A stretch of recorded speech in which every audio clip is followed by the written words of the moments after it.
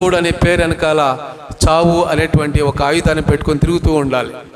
సౌత్లో మనకు పర్వాలేదు, కానీ నార్త్లో మాత్రం దేవుని వాక్యాన్ని ప్రకటించిన, బైబిల్ చేతిలో పట్టుకున్న, క్రైస్తవుడని తెలిసిన భయంకరమైనటువంటి ప్రమాదం, చంపేస్తున్నారు, అటువంటి వేదనలకు గురి చేస్తున్నారు. అయినా సరే ఆ నార్త్లో సువార్త ఆగడం లేదు, సువార్త ఆగడం లేదు, సేవ ఆగడం లేదు.